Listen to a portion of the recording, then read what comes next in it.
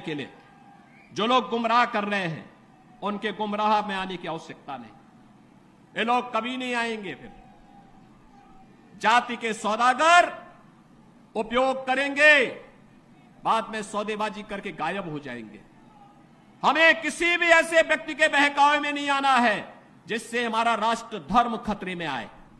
याद रखना, इस देश के राष्ट्र धर्म को हमेशा खतरा जब भी आया है इन्हीं लोगों के कारण आया है जिन्होंने जातीयता के आधार पर समाज के सामाजिक ताने बाने को छिन्न भिन्न किया है, हमेशा छिन्न भिन्न किया है। और बहनों और भाइयों, मैं आपको इस बात के लिए आश्वस्त करता हूं कि कोई माय के लाल बाल बांका नहीं कर सकता है। सुरक्षा की इतनी पुख्ता व्यवस्था हमने की है यूपी के अंदर। आज आप देखते होंगे बड़े बड़े दुर्दांत माफिया और अपराधी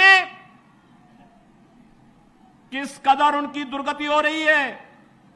आप देख रहे होंगे जिनके नाम से ही लोग कर्फ्यू जैसा माहौल होता था, आज उनकी दुर्गति क्या है हर व्यक्ति देख रहा है।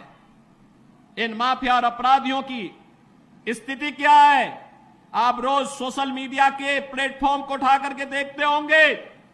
एक दुर्दांत माफिया ऐसा भी था बहनों और भाइयों, जब समाजवादी पार्टी की सरकार के समय चलता था तो मुख्यमंत्री हो या मुख्य न्यायाधीश, इन सब के काफिले रुक जाते थे और माफिया का काफिला निकलता था। और जब हमने कार्रवाई की उस माफिया के खिलाफ और उसको रगड़ करके कोर्ट के सामने प्रस्तुत किया तो उसकी पैंट गीली हो गई थी, उसकी पैंट गीली हो गई थी। और तब हमने कहा था उस समय उसको, हमने कहा था कानून को रौंदने वाले, आज कानून कितना बड़ा होता है यह एहसास हो रहा है कि नहीं हो रहा है। और निर्दोष लोगों को मारोगे तो मिट्टी भी नहीं मिल पाएगी।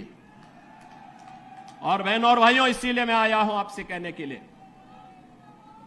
देखो जिनकी गर्मी हम शांत कर चुके हैं उनको गर्म मत होने दीजिए। अब इस क्षेत्र को विकास की मुख्य धारा के साथ जुड़ने दो। उनकी सबकी गर्मी शांत हो गई है, वे गए काम से।